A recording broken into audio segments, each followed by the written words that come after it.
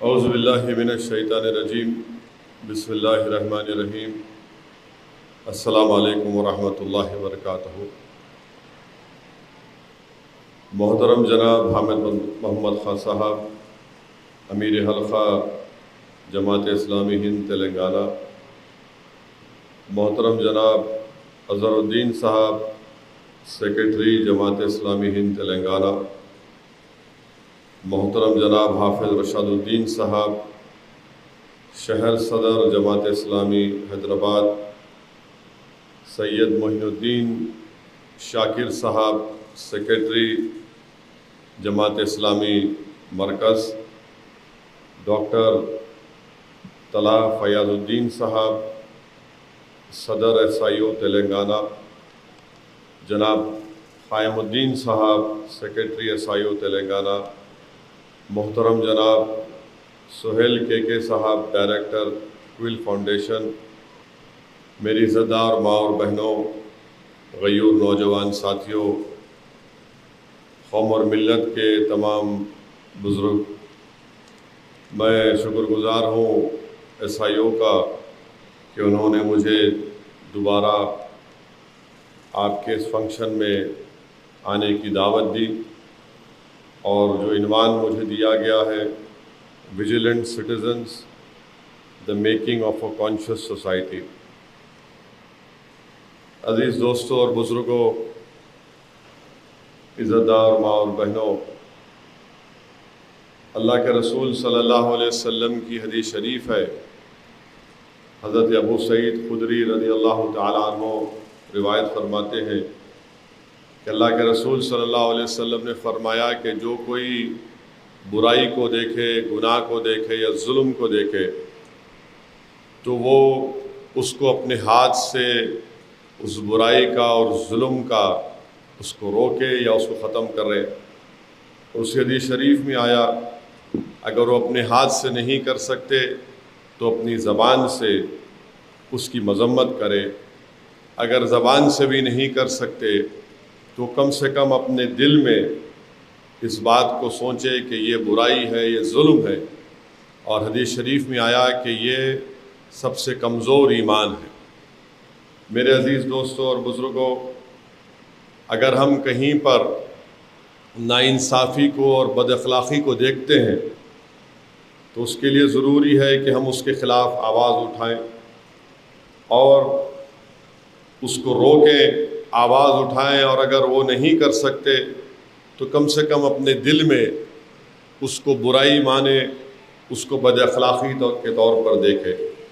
اور یاد رکھیے کہ اگر ہم برائی اور بد اخلاقی کو ماننا شروع کر دیں گے اور اس کو جسٹیفائی کرنے کی کوشش کریں گے کہ نہیں ایڈجسٹ کرنا پڑتا، یہ آج کل بہت چل رہا ہے کہ ایڈجسٹ کرنا پڑتا ہے، اور پھر آگے جا کر بعض لوگ یہ بھی کہتے کہ نہیں اس میں حکمت ہے، تو اگر ہم ایڈجسٹ اور حکمت کے نام پر برائی کو برائی نہیں مانیں گے، بد اخلاقی کو بد اخلاقی نہیں مانیں گے، تو پھر ہم رسول اللہ صلی اللہ علیہ وسلم کے حدیث کے خلاف جا رہے ہیں، رسول اللہ صلی اللہ علیہ وسلم کے فرمان کے خلاف جا رہے ہیں۔ تیسری بات یہ ہے کہ میرا ماننا یہ ہے کہ سیاست اس وقت خراب ہو جاتی ہے جب سیاست میں اچھے لوگ داخل نہیں ہوتے۔ سیاست اس وقت خراب ہے اور خراب ہو جاتی ہے جب اس میں بد کردار قسم کے لوگ اور اس میں ایسے لوگ شامل ہو جاتے ہیں جو ہر برائی کو برائی نہیں سمجھتے اور یہ سمجھتے ہیں کہ کسی نہ کسی طریقے سے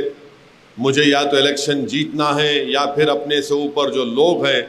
ان کی خوشنودی حاصل کرنا ہے۔ تو میں پہلی مرتبہ جب آپ کے اس فنکشن میں آیا تھا اس وقت بھی کہا ہوں اور آج بھی کہہ رہا ہوں کہ سیاست اس وقت بری ہو جاتی ہے جب نیک اور خوف خدا رکھنے والے سیاست سے دستبرداری اختیار کر لیتے ہیں۔ تو آپ سیاست کو ایک ٹیریٹری یا ایک کھلا میدان دے دیتے ہیں ان لوگوں کے لیے جو برائی کو برائی نہیں مانتے ہیں اور وہ پھر ایڈجسٹ اور حکمت کرنے کی بات کرتے ہیں۔ میرا ماننا یہ ہے کہ سیاست ایک بہت بڑا پلیٹ فارم ہے جواب دہی کا، جس سے آپ وقت کے وزیر اعظم وقت کے یا مقامی M L A M P رکن بلدیہ کو آپ اکاؤنٹیبل بنا سکتے ہیں۔ یہاں پر مجھے علامہ اقبال نے کہا تھا کہ جدا ہو دین سے سیاست تو رہ جاتی ہے چنگیزی۔ اب چنگیزی کا مطلب تو آپ لوگ مجھ سے بہتر جانتے ہیں،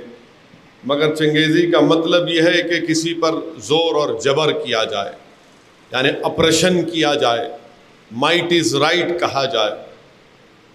تو اسی لیے بہت ضروری ہے کہ دین ہم تمام کو ایک گائیڈنس دیتا ہے، دین اسلام ہم تمام کو ایک گائیڈنس دیتا ہے کہ کیسے ہم اپنی زندگی کو گزاریں۔ اور اگر ہم مائٹ از رائٹ کو سمجھیں گے تو پھر یہ ظلم اور جبر چلتا رہے گا، بلکہ دین ہم کو یہ بتاتا ہے کہ ظالم کے آگے، اس کے ظلم کے آگے، اس کے اقتدار کی طاقت جو وہ ظلم اس کے ذریعے اپنے مقاصد کو حاصل کرنا چاہتا ہے، جس کو انگریزی میں کہتے ہیں کہ اپریشن،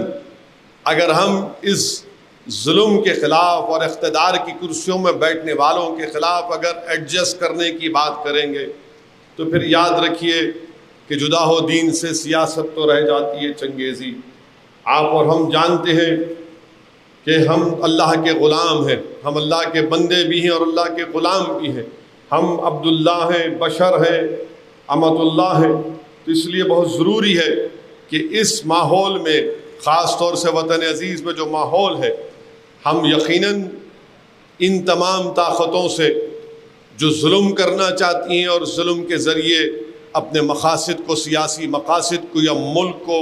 تبدیل کرنا چاہتی ہیں، ہم کو ان سے پنجہ آزمائی کرنا بہت ضروری ہے۔ اور جب اللہ سبحانہ و تعالی ہم کو اقتدار سے نوازے گا تو ہم یقیناً اس وقت تمام لوگوں سے، مذہب کی بنیاد کو دیکھ کر نہیں بلکہ پوری انسانیت سے، ہم جو انگریزی میں کہتے ہیں کہ we'll treat them with mercy and kindness، مگر جب تک اقتدار نہیں ملتا اس وقت تک ہم تمام کو ان تمام ظالم لوگوں کے لیے ایک درد سر بننا بہت ضروری ہے۔ میرے عزیز دوستوں اور بزرگوں، عزت دار ماں اور بہنوں، یہاں پر یہ بہت ضروری ہے سمجھنا کہ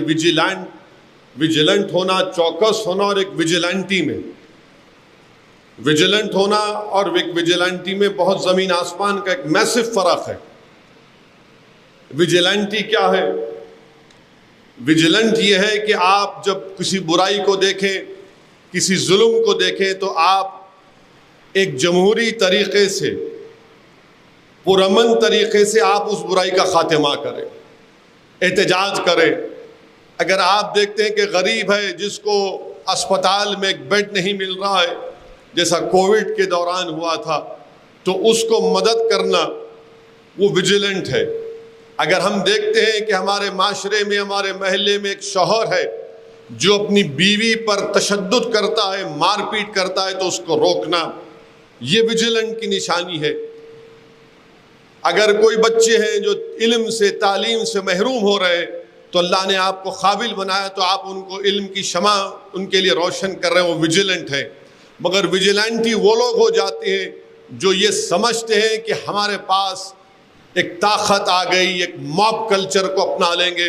اور ویجیلنٹی بن کر اپنے مقاصد کو تکمیل کرنے کے لیے، اور وہ مقاصد میں نہ برائی کو برائی مانتے ہیں،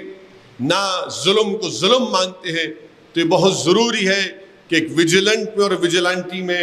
اس فرق کو محسوس کیا جائے۔ اور یقیناً جب تک ہم اپنے دل میں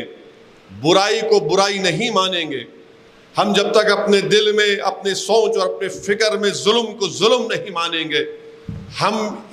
یہ ویجیلنٹ نہیں ہو سکتے ہیں۔ تو یقیناً یہ ایک بہت بڑا چیلنج بھی ہے، مگر آپ کو اور ہم تمام کو، نوجوانوں کو، یہ چیلنج قبول کرنا پڑے گا۔ اور اکثر ہم دیکھتے ہیں کہ بھائی آپ ویجیلنٹ کیوں نہیں ہیں، آپ چوکس کیوں نہیں ہیں؟ تو بولتے نہیں، مجھے روزمرہ کے میری مصروفیات ہیں، مجھے کمانا ہے، مجھے اپنے زندگی کے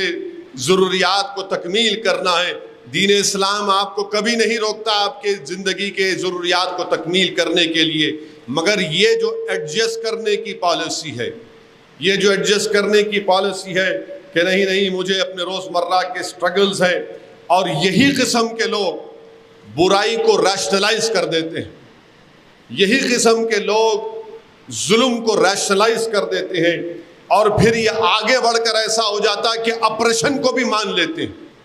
اور جو اقتدار کی کرسیوں پر جو لوگ بیٹھ کر ظلم کرتے ہیں وہ کہتے ہیں نہیں، وہ یہ ظلم نہیں کرے گا تو کیا کرے گا پھر بتائیے آپ۔ تو یہ اس مزاج سے بھی ہم کو بچنے کی بہت ضرورت ہے۔ اور پھر ہم دیکھتے ہیں کہ بعض لوگ ظلم کرنے والوں کے ساتھ،